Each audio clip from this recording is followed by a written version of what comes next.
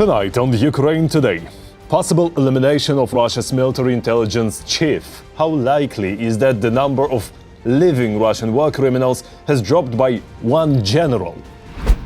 The danger of delay. Why is US President Donald Trump urging Ukraine to move faster? Support from the EU. What funding mechanisms for Ukraine have been approved by European Union leaders? Kremlin-style blackmail. According to The Guardian, Russian spies pressured and intimidated Belgian officials. All this and more coming up right now. Hello, I'm Volodymyr Robchun and this is Ukraine Today. Please subscribe, leave a like and let's get to the news. Let's start with the reports from the so-called Russian media. They are claiming the elimination of the head of Russia's military intelligence, General Andrei Averyanov. There are also reports of wounded Russian security officers. These claims appeared at the same time as news that a tanker from Russia's Shadow Fleet was attacked in the Mediterranean Sea. The vessel sustained critical damage and can no longer be used for its intended purpose. The information is being clarified, in particular, whether these two events are connected. Ukrainian forces struck a number of strategic targets inside Russia. In the Samara region, they hit one of the largest chemical plants, Toliati Azot. Explosions were also reported in Oryol and in Rostov. The United Kingdom is providing Ukraine with automated turrets and missiles to destroy Russian drones. This is part of the package to strengthen Ukraine's air defense, worth a total of £600 million. Meanwhile, in temporarily occupied Crimea, Ukraine's defense forces destroyed Russian equipment worth hundreds of millions of dollars. All the details next. SBU fighters struck Russian equipment worth hundreds of millions of dollars in temporarily occupied Crimea. It has been stated that the SBU continues its effective work in destroying air defense systems in Crimea that protect important logistical and military facilities of the occupiers. Drones struck an oil tanker in Rostov, which the Russians had previously converted from a dry cargo ship. Over the course of the night of December 18th, the Russian Ministry of Defense reported the alleged downing of 47 Ukrainian drones over Russia. The occupiers are having a hard time in Ukrainian Kupansk. About 200 Russian army soldiers are hiding there from the Ukrainian armed forces in apartment buildings. According to reports from Ukrainian soldiers, the Russians change into civilian clothes and only then go out to look for food. Those who fail to hide end up personally fertilizing the local fields. Assault groups of Russian occupiers are blocked in Kupansk. It should be noted that thanks to the successful actions of the Ukrainian Defense Forces, Russian assault troops have been deprived of the possibility of overland logistics. With the use of armored vehicles and several dozen infantry, Russian forces are trying to storm the positions of the 92nd Separate Assault Brigade in the Dnipropetrovsk region. The Ukrainian defenders met the occupiers with dignity and repelled the assault. The occupiers are trying to intensify combat operations at the junction of three regions: Donetsk, Zaporizhzhia, and Dnipropetrovsk. The main goal of these actions by the occupying forces is first and foremost to exert political pressure both on the Ukrainian side and on the United States. The Russian army has advanced in Pokrovsk near Siversk in the area of Zvanivka, Rovne and Dakhne, according to Deep State. At least 40 to 45% of the residential buildings in the settlement remain under the control of the Ukrainian Defense Forces. The Ukrainian Defense Forces are holding the district with apartment blocks. These are essentially the commanding heights. In addition, special units of the main intelligence directorate of the Ministry of Defense of Ukraine and Special Operations Forces are conducting strike and search operations aimed at destroying small enemy assault groups. The United Kingdom is sending Ukraine automated turrets and missiles worth £600 million to destroy Russian UAVs as part of an air defense package. The British government website reports that the funding covers the supply of advanced systems designed to protect cities, energy facilities, and critical infrastructure during the winter period. This also includes the transfer of drones, the production of which has been scaled up directly at enterprises in the United Kingdom.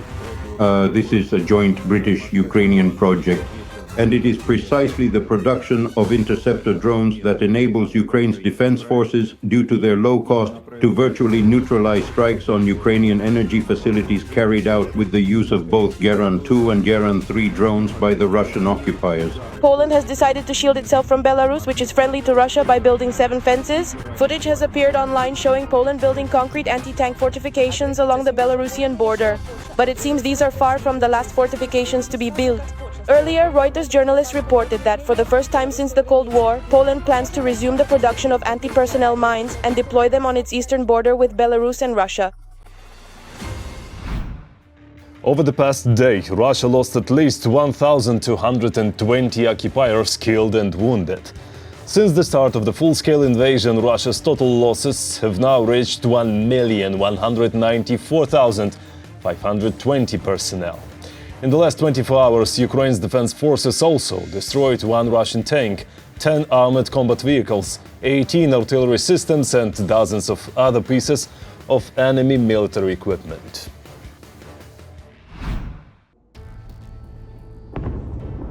The occupiers launched a massive attack on Odessa and the Odessa region. Residential buildings and energy infrastructure were damaged.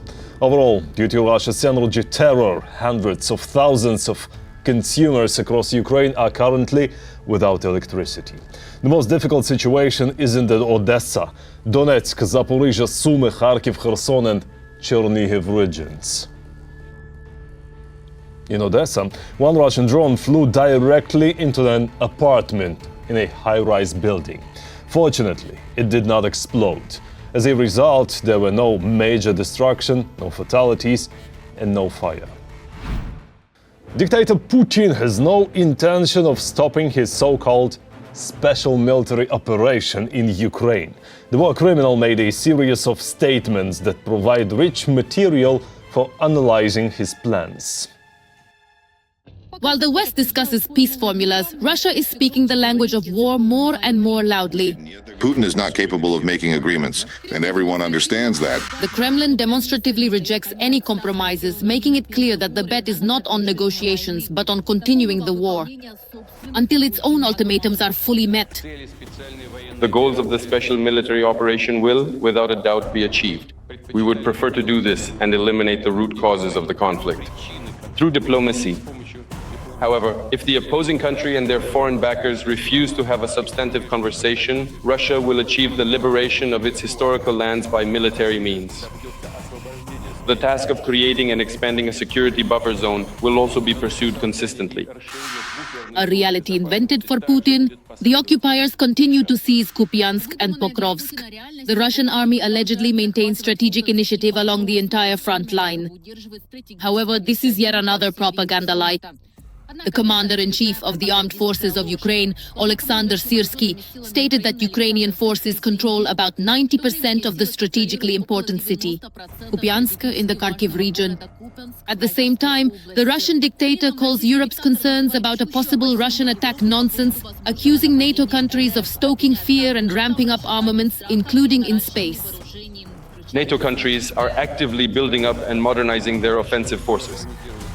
They are creating and deploying new types of weapons, including in outer space. At the same time, people in Europe are being instilled with fears about an inevitable confrontation with Russia. They say that everyone needs to prepare for a big war. Various figures, who either held or still hold responsible positions, seem to have simply forgotten about their responsibility. They are guided by some fleeting personal or group political interests, but certainly not by the interests of their own people. And they keep ramping up the level of hysteria. I've said it many times already. It's a lie, it's nonsense. It's just nonsense. Doesn't it seem to you that we've heard this somewhere before? Putin was spouting exactly the same nonsense on the eve of the full-scale invasion of Ukraine. Back then, he also insisted that there would be no war. I sincerely want you to understand us. We absolutely do not want to harm you or offend your national feelings. We have always respected the territorial integrity of the Ukrainian state. I want you to hear me, dear friends. Don't believe those who try to scare you with Russia, who shout that after Crimea, other regions will follow. We do not want to divide Ukraine. We have no need for that. The president of Ukraine, Volodymyr Zelensky, has already responded to these signals. According to him, the Russian Federation is preparing for next year as a year of war. And its rhetoric and actions indicate a lack of genuine desire for peace. Zelensky emphasized that such an attitude from the Kremlin undermines the diplomatic process. By covering up aggressive plans for Ukrainian territories, they are putting the security of all of Europe at risk. These are signals not only for us. It is important that our partners see this. And it is important that they not only see it, but also respond. In particular, our partners in the United States of America, who often say that Russia supposedly wants to end the war. But a completely different rhetoric is coming from Russia. Different signals, and in the form of official orders to their army. It is necessary to see this attitude from Russia and respond to it. And when they have exactly this attitude, they will also undermine diplomacy, trying to use various diplomatic phrases and pressure on certain points in documents simply to cover up their desire to destroy Ukrainians, and their aim to legitimize Russia's theft of our land. And then other countries in Europe. Europe, in turn, is already beginning to take these threats into account. NATO Secretary General Mark Rutte has called on countries to prepare for war. And the Prime Minister of Finland, Petteri Orpo, noted that after the fighting in Ukraine ends, the Russian Federation may redeploy its troops to the eastern borders of the alliance. Against this backdrop, discussions are intensifying in the EU about increasing defense budgets and the need to independently prepare to defend the continent, especially considering the possible reduction of the US role in European security. Across the ocean, new sanctions against Russia are being considered in parallel. According to Bloomberg, these measures would target Russian tankers and traders involved in transporting oil if the Kremlin ultimately rejects any peace proposals. It is expected that these steps could be announced in the coming days. Right now, the only tactic that is working, aside from the sanctions that are being discussed, is more intimidating than actually effective. These are the strikes on Russian oil refineries, which are ongoing and continue to be guided by American intelligence, which supports their outcomes. And it is believed that it is currently beneficial for the United States to weaken Russia as an economic rival, because we see that this administration now views countries not as nations or powers, but as some kind of economic entities. Then in this sense, the United States believes that we are capable of making the best deals simply because we are the United States. And in this situation, Russia has found itself in a war where strikes against its economic capabilities are more important than ever, because this weakens the image of this power from Trump's point of view. Thus, Europe and the United States are faced with a choice. Either respond to Moscow's real intentions with concrete actions, strengthening security and financial pressure, or remain hostages to Kremlin rhetoric, which has already once resulted in the largest war in Europe since World War II. US President Donald Trump has signed the US defense budget for the next year, which includes funding for Ukraine. The total amount is $901 billion, with $800 million allocated for purchasing weapons for Ukraine's defense forces. Secretary of the National Security and Defense Council Rustem Umerov and Chief of the General Staff of Ukraine's Armed Forces Andriy Ignatov have arrived in Florida to discuss ways to end Russia's war with American representatives. Meanwhile, US President Donald Trump made another statement on the negotiation process. Well, they're getting close to something, but I hope Ukraine moves quickly. I hope Ukraine moves quickly, because Russia's there. And, every time they take too much time, then Russia changes their mind. Talks between representatives of the United States and Russia are expected to take place in Miami on December 20th and 21st. This is reported by Politico. Up next, what is known about the positions of the sides and the latest versions of the peace plan. The Russian delegation is heading to the United States for negotiations. In Miami, Putin's envoys, led by Kirill Dmitriev, will discuss the results of the meeting in Berlin. We are indeed actively preparing certain essential contacts with our American counterparts in order to obtain comprehensive information about the significant results of the important work that was diligently carried out by the Americans together with their European allies in Ukraine. In the near future, a Ukrainian delegation led by the Secretary of the National Security and Defense Council, Rustem Umerov, will also arrive in Miami. At the same time, a trilateral meeting between Ukraine, the US and Russia is not planned. The Secretary of the National Security and Defense Council of Ukraine, Rustem Umerov, is also expected to meet with the American delegation ahead of the US-Russia meeting. However, the plans remain uncertain. Judging by the actions and statements of Russia's top military and political leadership, the Kremlin is aiming to continue the war into 2026. Dear Vladimir Vladimirovich, dear colleagues, returning to what was said earlier, all the necessary conditions have been created to achieve the goals of the special military operation and to maintain the required level of combat readiness of the armed forces for an extended period. The Army and Navy are ready to accomplish all the tasks set by the Supreme Commander-in-Chief, both in the short term and in the long term. Despite all the activity of the Americans in shuttle diplomacy, Ukraine and Russia have fundamentally opposing positions on several key issues. For example, the White House is proposing to divide the Zaporizhzhia nuclear power plant among three parties. Ukraine does not agree with the United States on this issue. Yes, Donbass, the issue regarding it remains unresolved. We have different views. The nuclear power plant, which is occupied by the Russian Federation, is not operational, it is damaged, but it should be working. This is our plant. The issue remains unresolved. Ukraine and Europe call the abandonment of Donbas territories controlled by the armed forces of Ukraine a reward for the Russian aggressor, while simultaneously demonstrating that Russia's territorial demands are built on lies and hypocrisy. In Kupansk and in the city of Krasnoarmysk, the enemy has been blocked and encircled. By the way, I discussed this issue with the commanders of the respective groups. They are absolutely not opposed, Andrei Ivanovich, they are certainly not opposed to graciously allowing media representatives and foreign journalists to enter into the enemy's completely encircled zones of conflict. Today, the Kupansk direction, our soldiers here are achieving results for Ukraine. The Russians talked a lot about Kupansk. We can see it. I congratulated the guys. Thank you to every unit, to everyone fighting here, to everyone destroying the occupiers. Today, it is very important to achieve results at the front so that Ukraine can achieve results in diplomacy. At the same time, in Washington, they consider it significant progress that Ukraine is ready to abandon its plans to join NATO in exchange for real, effective security guarantees. And security must be ensured for Ukraine unconditionally, and Ukraine will not agree to any, well, half-baked substitutes. And, you know, a third Minsk or a second Budapest is definitely not something we should expect today. Since Donald Trump is opposed to Ukraine joining NATO, Kyiv is offering an alternative, security guarantees in the form of bilateral agreements. At the same time, these guarantees must be voted on in the US Congress. Ukraine is fighting for freedom. Support independent Ukrainian journalism so we can keep telling the truth about Russia's war. Click the link in the description to become our sponsor. Now's the time to subscribe, like this video and share it so more people can see it. Thank you and glory to Ukraine.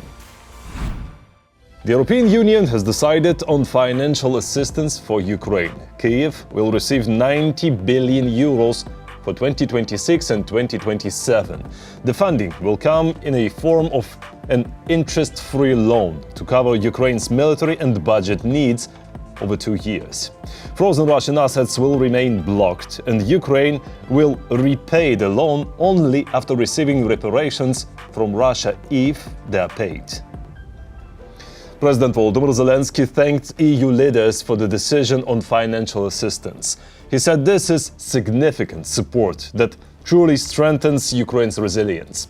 Zelensky also stressed the importance of the fact that Russian assets remain frozen. By the way, remember who is blocking the use of frozen Russian assets? Yes, Hungary and Slovakia, but Orban and Fico are friends of Putin, so that is hardly surprising. And also, Belgium. Now, The Guardian has published very interesting information that may explain Brussels' position. According to the report, Russian spies pressured and intimidated Belgian officials. Here are the details. Belgian politicians and heads of financial organizations have become targets of Russian GRU agents because of the EU's plans to pay Ukraine with frozen Russian assets. This sensational statement was made by journalists from The Guardian, citing anonymous data from European intelligence agencies. Sources claim that the primary targets of persecution and intimidation were these individuals. Valérie Urbain, CEO of Euroclear, the securities depository where most of the frozen Russian funds are held. Euroclear declined to comment, stating that any potential threats are treated with the highest priority and thoroughly investigated, often with appropriate support from the authorities. An investigation published by the news site EO Observer mentioned threats against Urbain in 2024 and 2025, and also claimed that she sought protection from the Belgian police. She was refused, and according to the materials, she and other company executives first hired a Belgian and then a French security firm to provide personal protection. In a profile interview with Urban published by Le Monde in November, it was reported that she had been accompanied by a bodyguard for over a year, although she did not directly comment on questions regarding her security. The publication released information about Russian pressure precisely during the days when heated debates were taking place among European diplomats. These debates concerned the so-called reparations loan. Partners in unison stated that without support for Ukraine, the war would spill over onto their own territory, and that funding is only possible from the as-yet untouched source of frozen millions that the Kremlin moved to Europe. 200 billion euros, which are located in Europe, could very soon become Ukrainian. And the first tranche is these 90 billion. 90 billion is equivalent to 3 of our pre-war budgets. For us, this money is very important in order to put pressure on Russia. You know, this is additional funding. We still have our own funds and those of other partners, so we can match Russia in terms of budgets. We will be on par with Russia. They spend 130 to 140 billion a year. We will match them exactly the same. Accordingly, it makes sense. They will have much less to wage war against Ukraine. What seemed like a simple solution met with unprecedented resistance, primarily from the Belgians. They were even suspected of dishonesty and self-interest. The most outspoken statements against allocating the frozen assets to Ukrainians came from Belgian Prime Minister Bart de Wever. Frozen assets. After the war, they will have to be returned to the Kremlin. Someday this war will end. But Russia will never lose this war. In fact, it's even undesirable for a country with nuclear weapons to lose a war and become completely unstable. That is not in our interest. But these are not the only admissions from the Belgian Prime Minister. In an interview with La Libre, he stated that Moscow made it clear that if the Belgians agreed to seize the funds, both Belgium and he personally would feel the consequences forever. Whether this phrase means that the GRU was targeting the politician is unclear. After the intelligence service's admission, the Prime Minister's office refused to comment on his words and referred to previous explanations as to why Belgium is opposed. The intelligence service also remained silent due to security concerns. Finally, a symbolic slap in the face. For Putin, delivered by Erdogan. Turkey wants to return the S-400 systems to Russia. Moscow is expected to refund the money Ankara paid for these systems. Details next. Turkey wants to return the S-400 air defense systems it bought from Russia about 10 years ago. Does this mean that Erdogan is ready to provide military assistance to Putin? Russia will present this as a huge victory that they are reclaiming their own air defense systems. They successfully retrieved 4 advanced S-400 missile defense units back from the ungrateful Turks, who then chose to humbly bow before the powerful United States of America, demonstrating their allegiance. It's not that simple. In reality, the president of Turkey wants to buy American weapons, specifically F-35 fighter jets. But there is one condition. First, they have to get rid of what they bought from Russia. The F-35 program for Turkey is incompatible with its use of S-400 missile systems. If Turkey can address our concerns on this issue, then perhaps the process of its transition to the F-35 program may resume. The United States is quite sensitive about having on the territory of a NATO country to which they can transfer or sell things like the F-35 or Patriot systems, any Russian systems, especially some of the most advanced ones. A couple of months ago, Erdogan met with Trump and Trump promised him a lucrative deal. We are going to discuss the Patriot systems, we will also discuss the F-35, and I think he will be able to successfully buy from us anything he wants. They need certain things, and we also need a few things, and in the end we will come to a solution that benefits everyone. For Russia, getting back the systems they sold will also be quite expensive. They will have to pay Turkey back the full price. The amount is about $2.5 billion, dollars. So it's actually, quite a significant sum. And although Putin constantly claims that Turkey is a friendly country, a partner and an ally, from Erdogan's side, things clearly look different. And he only cooperates with Russia when it brings significant benefits to his own country. The president of Turkey is not an easy partner, and he always defends his country's interests. Well, not his personal interests, but the interests of the country. But you can't say that he's trying to take advantage or freeload. He's simply fighting for the solution that, in the opinion of his government and his advisors, is the best one.